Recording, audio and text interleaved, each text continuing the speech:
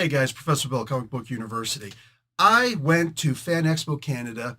I'm kind of rounding this stuff up right now because I didn't really talk about too much. I met a whole bunch of you guys I think there were like 80 you guys I met. Maybe there was more, I forget. Sorry, but got some pictures with some of you guys. You're awesome. Never sent me those pictures, which is a damn shame, but it is what it is. Got to meet a whole bunch of the vendors who were there. Always great. There are people who show up to Fan Expo Canada just for the vendors. My kid's sensei actually went there on a Sunday just to see what some of the vendors were selling because there's always some great stuff, unique stuff, homemade stuff sometimes, and great deals on name brand stuff every so often. The number of people who walked away with Star Wars helmets. This one doesn't have a back on it. It's just like a mask for my wall. But the number of people walked away with the full helmets for stormtroopers, clone troopers, and stuff like that, it was insane. Like the one vendor started selling them at 25% off. All of the other ones started lowering the prices also because they had some that others didn't. Like the competition there is freaking amazing. And the only people who are going to truly benefit are in fact the customers. Nominal price to get in. There were a whole bunch of people there. I'm sad that I didn't get the chance to go and meet Anston Mount, but I couldn't be there every single day, even though I had my press pass to get in there all of the days. I'm really sad that like so much was going on that weekend that I wasn't able to devote every single day to be there.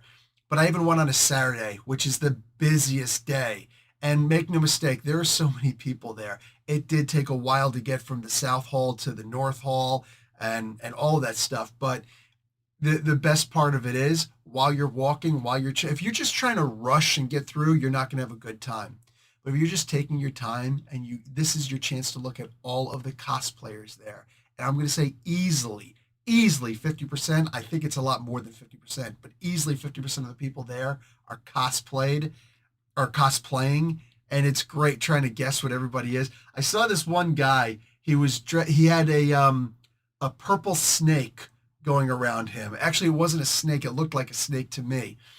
It was some character from Naruto or Inuyasha, one of those animes that I don't really watch.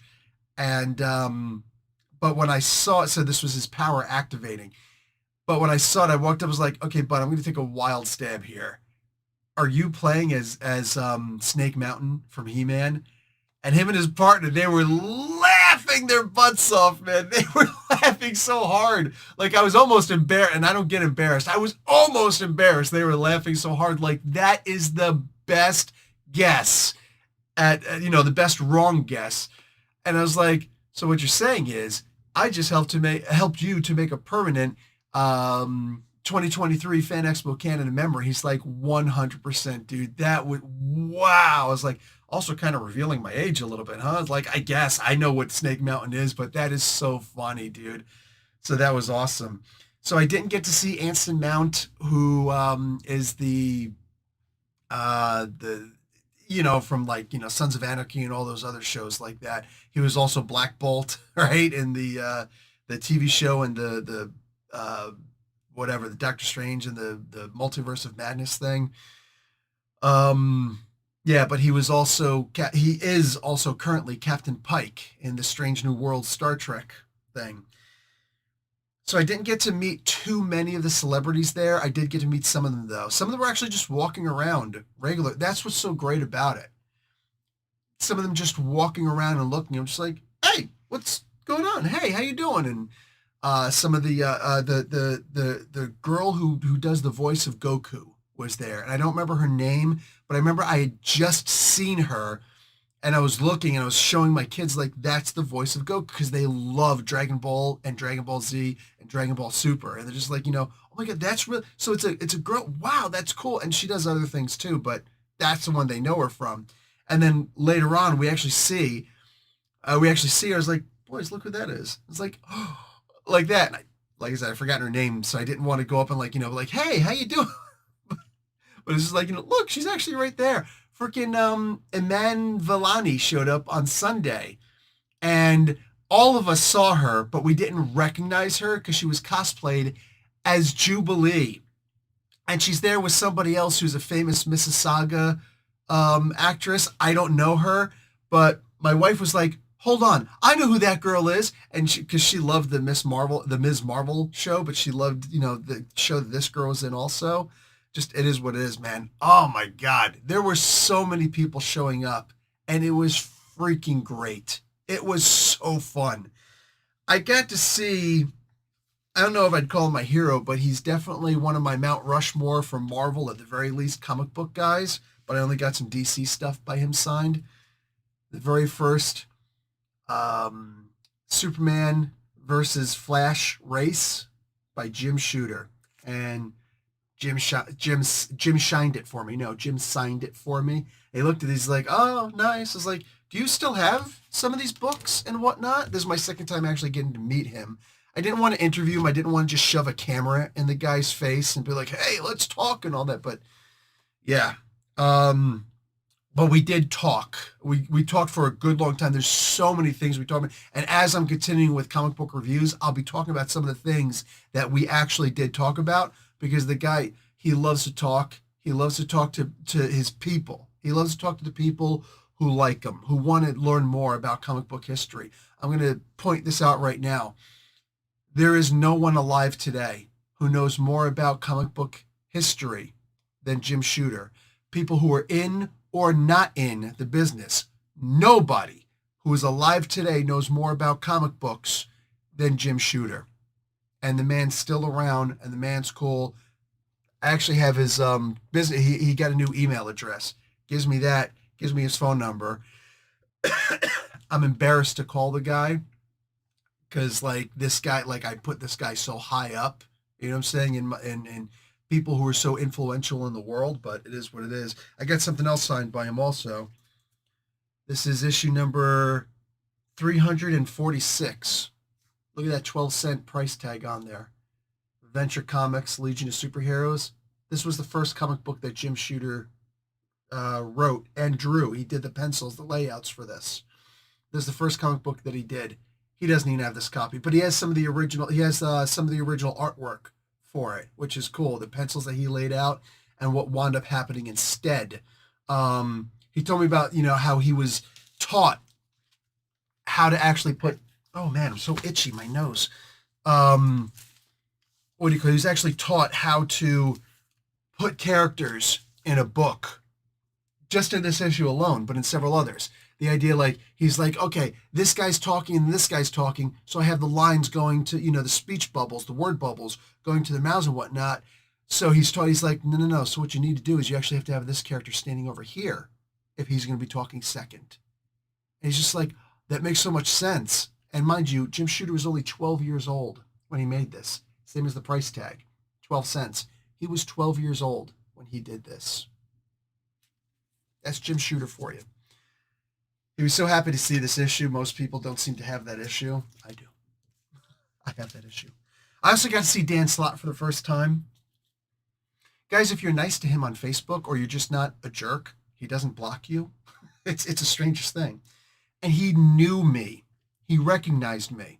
He doesn't look at, I don't think he actually looks at my video reviews, but he knows me from Twitter specifically. He's like, because I walked up to him and was like, "Hey, Dan Slott." He's like, "Hey, what's going on?" I was like, "Could you sign my books?" He's like, "Absolutely." And he was doing it for free. He's doing it for free. He shows up, he says, "Yeah, do you want to make it out to you?" I was like, "You don't mind making it out to me?" He's like, "No, yeah, what's your name?" I was like, "Bill." He was like, "Okay, I'll make it out to Bill." I was like, "Then could you make it out to Professor Bill?" And he stops. And I was like, "Oh, shoot. Have I ever said anything bad about him in my comic book reviews that he would take offense to?" Because I do have the sense that he may be a little bit sensitive to some things. He's not. He's actually not. It's surprising. And we talked about it a little bit. He gives time to the people who are there. He really does. Not as much as Shooter does, but he doesn't make quite as many appearances. Well, at least up here in Canada. But he was still trying to give time to everybody. And he's like, "Professor Bill? Oh, wow. I know you." I was like, "Good thing, right?" He's like, "Yeah, you actually make meaningful posts." I was like, "Oh, on Twitter?" He's like, "Yeah, on Twitter." I was like, "Oh, okay, cool. That's all you know me from?" He's like, should I know you from something else? Like, I do the, and Jim Zub is standing right there and he's laughing his ass off. Laughing his ass off. And he's just like, yeah, what else do you do? And I was like, I do comic book reviews, but like, I've always loved your books. So, I mean, there's that. He's like, oh, that's cool. Awesome, man. And he's just like, okay, so yeah, Professor Bill, yeah, you're the guy, you got the picture of you, you're like holding the shield, right? I was like, yeah, that's me. He's like, you're awesome. I sent him a tweet later on. I was like, hey, man, try to slip you an extra 20 to follow me back on Twitter, but I know that it was just a Canadian 20, so it was only worth like $5, but keep it anyway. He liked he didn't follow me. That's fine. It's messed up, but that's fine. Anyway, but he did sign some of my stuff. So he signed this guy, and look at where he signed it and how he signed it. Look on the web right here, to Professor Bill, and then on the other side, he actually signed it. I mean, like that's awesome. He did it on the webs, and yes, this is the first appearance, first print of the original Superior Spider-Man, the first appearance of Superior Spider-Man. I know it's supposed to be Dr. Octopus, and in issue number, what was it, 699 or whatever the hell it was, whatever the hell that issue was, Dr. Octopus said he'll be a Superior Spider-Man. Well, this was the issue he actually donned the costume, so there's that. Anyway, yeah. And he also signed, also for free, this one. He signs it on the other side over there, right here. He has Spider-Man saying, to Professor Bill. Peter Parker saying that. Oh, and look at right here. You recognize that? That's Joe Quesada. He's cool. He's all business. He didn't want to talk too much.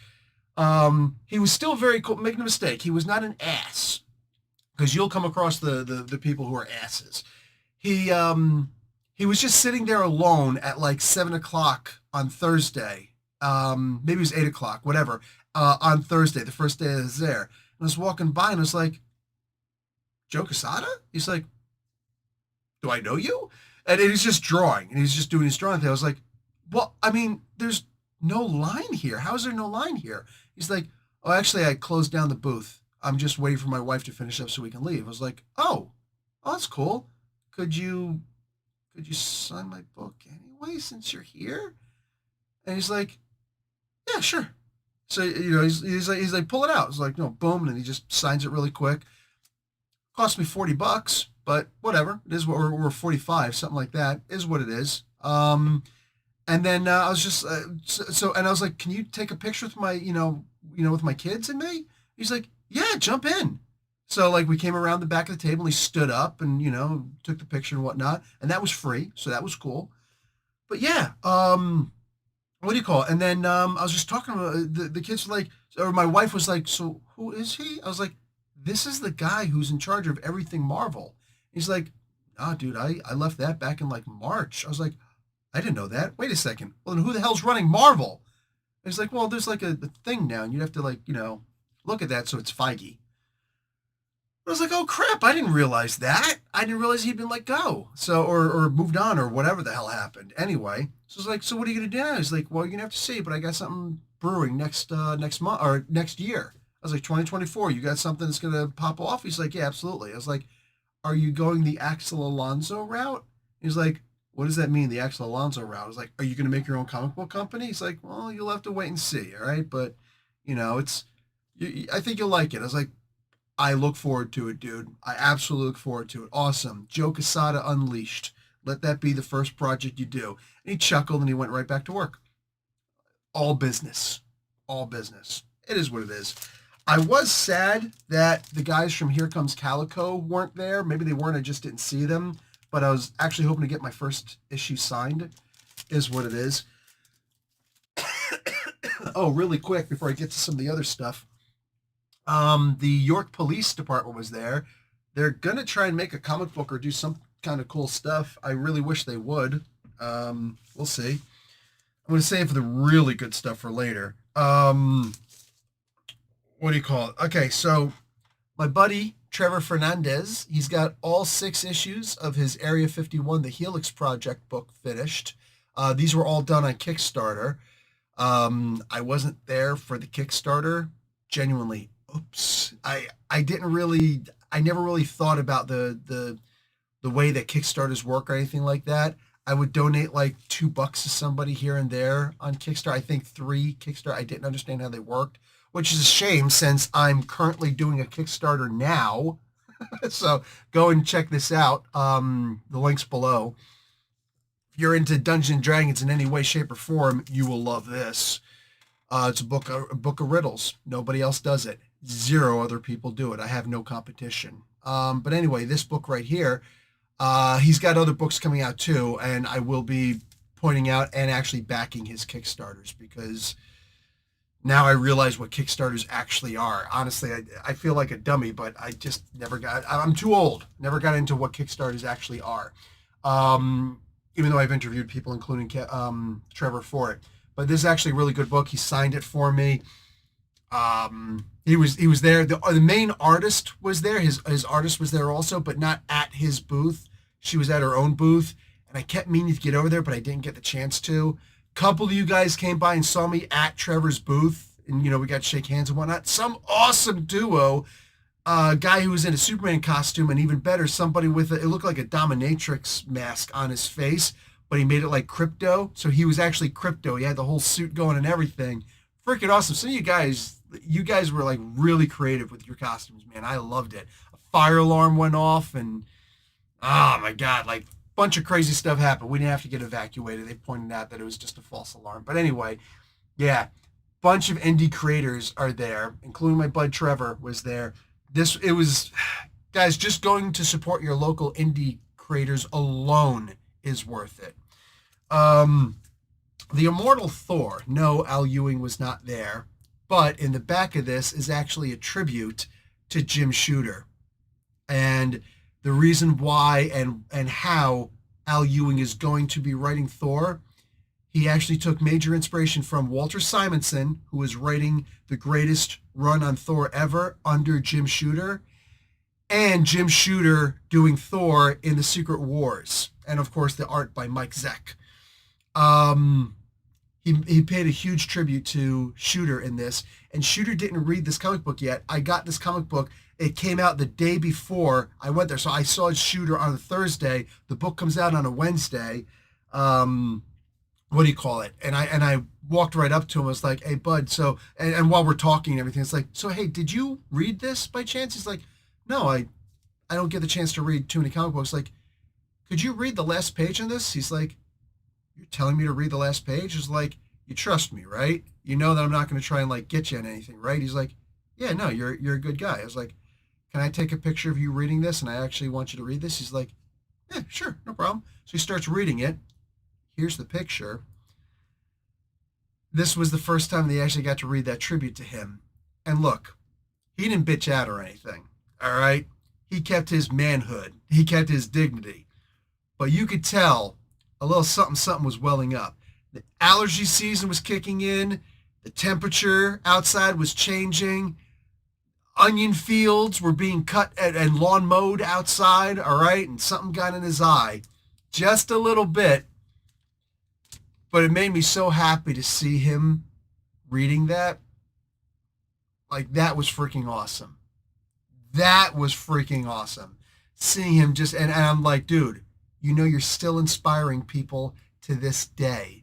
And since you're inspiring some of the writers, that means that you're inspiring more people than they even understand. And he's just like, yeah, that's a great feeling. And he's, maintaining his composure. I love you, Jim. You're freaking awesome. All right. And last but not least, Frank Miller was there. I didn't get anything signed by Jim Zub just because I've already got so many things signed by Jim Zub. But yeah, Zub was there, and Zub is always awesome. Took a look at my Kickstarter even. What do you call it? Anyway, and he showed me Zub also. I know you want to get to Frank Miller. Just chill out. It's Zub I'm talking about, all right? It's not a bad thing. He just got his hands on the physical copy of Conan issue number 2 when I was there. He already sent me the digital copy the week prior for Conan issue number 2 to review. I hadn't reviewed it at the time, but I was busy. Just, it is what it is. I did all the review. I did issue 0, 1, and 2 together, and I'm waiting patiently for issue 3. Yeah, and I'm looking forward to a lot of things that Titan Comic Books is going to be pushing out pretty soon, including Solomon Kane with art by Patch Zurcher. I am so looking forward to this. Anyway, so Zub actually he's like, dude, look, and I was like, so you're putting this in my hand. I get to take this home, right? He's like, you don't get to take it home. I was like, what you're saying, and we just had to talk about a whole bunch of things. And Zub is awesome. He gets passionate when he talks about some things, right? I don't think it's with everybody, but like I think that for the most part he knows I'm not going to go and like reveal any secrets. I'm not going to tell you what we were talking about in this particular case, but he was really passionate about it. And my wife and my kids were right there, and my wife actually took the kids and walked away. And I'm like, why is she leaving? Like, where are you going to go? But then when I caught up with her later, it's like, was Jim Zub mad at you? I was like, no, why? It's like, it looked like he was yelling at you. I didn't want the kids to be there because like, I know you, when you get mad, you start swinging on people. I'm like, I'm not going to swing on Jim Zub. Like, that's got to be the new classic line, right? I'm not going to swing on Jim Zub. But we were talking about something. He was getting really passionate about something. And apparently, to my wife at least, he looked angry. So I'm like, oh, that's actually pretty interesting. No, he wasn't angry at all. Like, we were totally cool with things. Anyway, what do you call it? So yeah, there's that. So freaking right down from there is actually Frank Miller.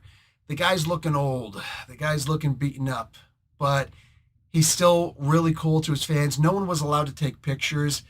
I did get a picture by accident because there were six people like standing around him in a human shield, but there were no signs saying no pictures. So they were all busy with something else, and I was just like, holy crap. And I just found myself right there because I got a text because I didn't go up and meet him or anything like that because the guy's busy and the line is long, and he didn't look like he could. Like I remember when I met, I got my picture of me with Stan Lee up here, and you guys got me the frame for that, and I love you guys for that. Like that was the first time that you guys started actually giving me super chats when I was going live. You actually did that. I was like, I don't have a frame for this, and you're like, we're gonna chip in and get you a frame, a good frame, and this is actually a really good, beautiful frame for it and everything. And I don't want to take it down because it's gonna be hard to put it back up. Anyway, it's up there hard. So if an earthquake happens, that'll still. If the wall is there, that picture will still be there. Anyway, yeah, all of that. Holy crap, dude! Like this was actually I felt bad because they were all busy with something. I was like, holy crap, he's right there. And I just took a picture, and then the girl turned around, one of the volunteers, she's like, you can't take pictures. Like, oh, I didn't know. I apologize. Holy crap, I didn't realize. And she was like, it's okay. I was like, yeah, I didn't see a sign. Like, is there a sign or something? I was like, no, that's actually what we're here for. So it's my fault for not. I was like, it's all right. It's cool. Like, I apologize, man. Like, I didn't mean anything by it. So I'm not going to share the picture just because, for whatever reason, I guess it's Frank who doesn't actually want the picture shown. So, but he does show up, and you're allowed to walk right by and wave and say, hey, Frank. Like, you can get right there, right at, like within 3 feet of the guy. You know what I'm saying? Within a meter, excuse me, of the guy. 3 feet's a yard, but an extra 6 inches, it's a meter. Anyway, so there's that. But anyway, I did, however, get Marvel graphic novel number 37, I believe this was, signed. So the Daredevil Love and War, the Sienkiewicz art on there, but Frank Miller doing the story. This is actually a beautiful story, and there's a signature right there. So that was cool. And later on, he actually walked right by me. And just to show how cool of a guy I was, I didn't bother him because he was walking and he looked like he was having a little bit of difficulty walking. He did have somebody holding his arm. But what do you call it? But a lot of these guys are getting really old. Like, what do you call it? Shooter. Shooter is actually on a wheelchair. And such a human being. I made a joke about he's taller than me to the boys. And I actually have an old picture of the previous time that I saw Shooter, that I met him and actually interviewed him and everything like that. He was just on a cane, but he took a picture with me and he towers over me by like 2 inches. And I think he's 6'7". I'm 6'5". And anyway, so in this particular case, it's like, he's actually taller than me. I tried to whisper it, but I'm a little hard of hearing from, the military. I have some hearing damage. Anyway, so I thought I whispered it, but he's apparently got really good ears.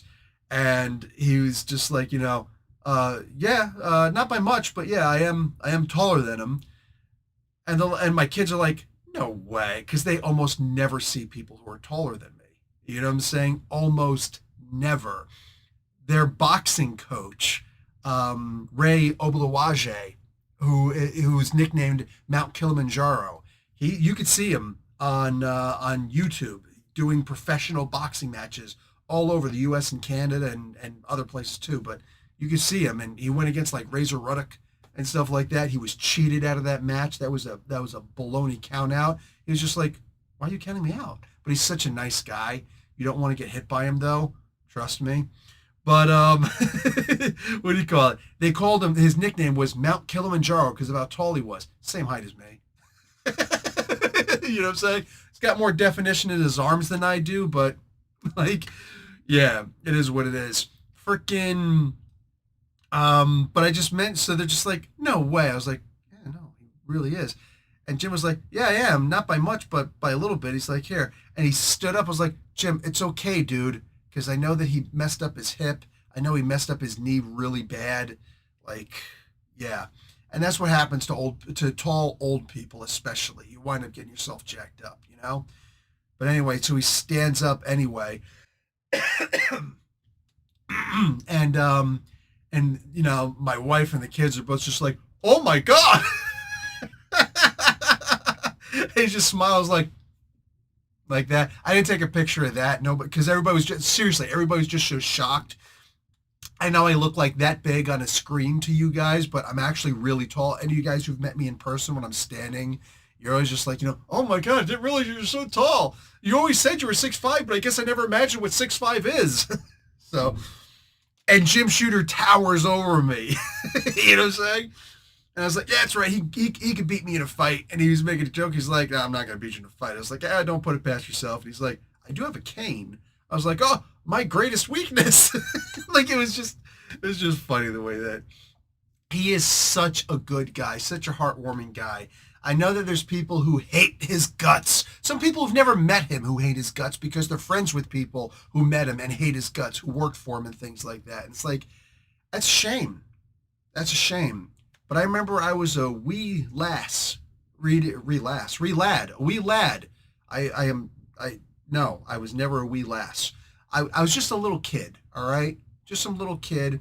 And I remember an early book that I picked up was actually a Ric Flair autobiography. And I remember him talking about, lots of people told me this guy's bad, and lots of people told me this guy was good. When I met them, this guy was good and this guy was bad, and just, da-da-da-da, whatever. And he's like, and I realized at a young age, or I realized eventually, early in my wrestling career, that I should not judge somebody based on what somebody else tells me about them. And I was like, huh. So fortunately, I read that when I was young. So I kept that in my mind my whole life. I don't know why other people think the way they do about Shooter, but I know the reason why I think the way that I do about Shooter. It's because he's a very heartwarming, very, I wouldn't say talkative like he just blah, blah, blahs, but he will talk with you. He will give you time. He will give you attention. And I get the same feeling talking with him. Actually, an even better feel. Like, Steranko will sit there and have a conversation with you and da-da-da-da-da, but he doesn't want you to take a picture with him for whatever reason. That's his business, right? He doesn't want to sit down and have an interview with you for the most part. That being said, he will absolutely, talk with you. Shooter will take pictures with you. Shooter will hang out with you. Shooter will give you his business card. You know what I'm saying? Yeah, he's just an incredible human being, and I love him to death for all of that. These are just some of the experiences that I had. These are my comic book experiences specifically at Fan Expo Canada. Um, there's so much to do there, and I'm really just doing this for so like I'm not getting paid by Fan Expo Canada to do this. I'm putting this out there so that at some point later on, I can point to this review when Fan Expo Canada 2024 comes out. Because I mean, if they're comping me press passes, I'm going beyond the shadow of a doubt, and I'm gonna have. I know that I'm always gonna have some of the best experiences that I've had. And it's funny. The previous year, I actually went to Fan Expo Quebec. I drove all the way up there just to see if the experience was different. It's a different hall for sure. It's not as big and there's not quite as many people there, but it's still always packed. And they do it in a great place. There was the what the heck is it called? The Vincent Van Gogh art museum there at the time. And they only go to the nicest places, the places that are going to bring in the most revenue, right? So boom, right there. This Fan Expo Canada here in Toronto is actually right directly underneath the CN Tower, the most popular um, skyline and object in Canada, right? Is the CN Tower, which is basically just a needle, a sky needle, like the ones all over America, including Seattle. That's probably our most famous one. But yeah, it's right next to the Ripley's, believe it or not, aquatic museum. Ripley's aquatic museum. Whole bunch of things to do there. It's right across from Rogers Stadium where the Blue Jays are playing. I can't believe they got shut out. I can't believe they got shut out, but it is what it is. I might still go to one of their games coming up. They're going to be going against the Yankees for a couple of those days. My kids have never actually seen the Yankees. They've seen the Blue Jays, but so we might go to that. I don't know. Either way, guys, I promise you, the best comic conventions that I've ever gone to, and I've been to a bunch of other ones too, but the best ones that I've gone to are undoubtedly Fan Expo Canada. They know how to treat you right. They treat the vendors right. They go out of their way to be cool to the vendors, the guests, to the people who show up to pay, because the comic book and video game and all that other stuff. Oh, Megatron and Optimus Prime, the original voices, they were there. Cullen and Welker, they were there. They're almost always there, which I love. So many people there. Christina Ricci was there, who actually went to a high school right near me. I was in Asbury and she was in Point Pleasant. That's a quick drive up Route 18 to get there. You know what I'm saying? So that's funny.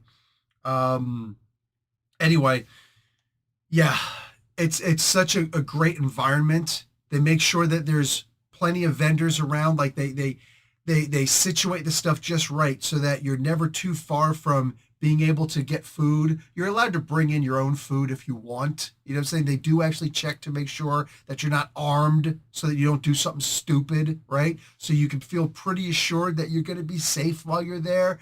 I've never encountered a violent experience there. I've encountered violence. Like I've actually had somebody start trouble with me at a different comic. I'm not going to say which one it is because that would be rude, but like I was actually covering press there and I was backing up and the guy actually pushed a pen, a Sharpie marker. It was closed, but he pushed the Sharpie marker into my back. And I'm just like, don't step back too far. And like my shoulder actually went into the freaking marker. I was like, ow, what the heck? And I see him, he's like at arm's length. It's like, dude, you don't have to be like that. You could just put your hands up or just said, hey, careful. Because, he was in line. He didn't want to get out of line. Like, that's pretty damn far, even if it's a shorter arm. Like, come on. And I was like, dude, don't do that. That's just rude. And he got in my face. Like, what are you going to do about it? Guy comes up to here on me. And I'm like, bud, you do realize I'm twice your size. Have you ever actually been in a fight before? And he's like, have you? I'm like, bud, be good. Be good. Like, don't act like this. Don't do this. Like, volunteers actually come up. This was right in front of Sergeant Slaughter. Say he was signing autographs right in front of him. And this guy, like, he was trying to get an autograph from Sergeant Slaughter. I was like, dude, this is just embarrassing. So I've actually had people get violent with me in what do you call some of the other conventions and whatnot. I've never had an incident of violence in anything run by Fan Expo. I mean, it's they do everything they can to make it as good as they possibly can. Again, these guys actually aren't paying me, believe it or not, but I love going to these things. So I look forward to Fan Expo 2024, and I hope to see more of you guys there again. I can't wait to see what guests they have. It's funny. They asked me which guests would you like to see, and and one of the guests I said was Shooter, and they actually got Shooter, which just yes, thank you. I hope they bring Shooter back again next year. And the ones that they weren't able to get was Walter and Louise Simonson. They need to get, I know they don't usually like to go and that's my home state is New Jersey. They don't like to travel out of Jersey, but they did go to Baltimore Comic Con recently. I think that's through Fan Expo also, but I was really hoping that they'd have come to Toronto. Like, just, dude, offer them free stuff if you got it. You know what I'm saying? Offer them free stuff. Offer them whatever they need to travel to Toronto, because we would love to see the creator of Beta Ray Thor. We would love to see the creator of the X Factor. We would love to see these two. They were just amazing. Louise Simonson is one of the people who's responsible for killing Superman. You know what I'm saying? Talk to her about it. She'd love to hear from you. But these guys were amazing. God, I would love to see them there. That would just pretty much fulfill my dream. After that, just get people. Just get more comic book people. And here's the big thing. While everybody else is always focusing on movie stars and whatnot, these guys do bring in movie stars. They had Jason Momoa there. Was it last year or 2 years ago? Actually, I think it was whatever. It was back a while ago when they had Neil Adams there. The last big Comic Con that Neil Adams went to was Fan Expo Canada. I'm just saying, right here in Toronto. I'm just saying. So, yeah, big deal, really big deal. Some of these guys. So, but they actually make sure that they get a lot of comic book guys also. They're not just like, oh, here's one or two comic book guys also. No, it's called a Comic Con for a reason. We don't need all those, movie stars. You're bringing in a different crowd. But one of the cool things is also they separate them in different buildings. You can still reach all the buildings, no problem, blah, blah, blah, blah, whatever. Many ways to get to the other side. But they actually separate them. So the movie stars are over here, and the comic book guys are over here. Dungeons and Dragons stuff is over here. Don't forget my book, my Kickstarter. But they have all sorts of different things all over the place. Oh my God, they had a Doctor Who escape room, which I didn't get the chance to go to. I forgot about it. And I'm so sad that I missed that. Good food, cheap food, like inexpensive food, vendors outside, vendors inside. It is the best comic book experience I've ever had. All right? The absolute best. If you've gone to the ones in Chicago, cool. If you've gone to the ones in New York, awesome. If you've gone to San Diego, the one like, oh, the big one, that's awesome also, dude. Fan Expo puts on the best ones. They really do. So I'm putting this out there right now so that you can know what you've missed if you weren't there, so that you can share some of your memories if you were. And this way, so next year, I can just put this out so you guys can see, hey, Bill had this kind of a good time last year and all the years prior. I wonder if 2024 will be the same and live up to it. I'm pretty damn sure it will. Talk to y'all later. Love and peace. Check out my Kickstarter. Like the video, watch an ad. Professor Bill, Comic Book University. Class dismissed.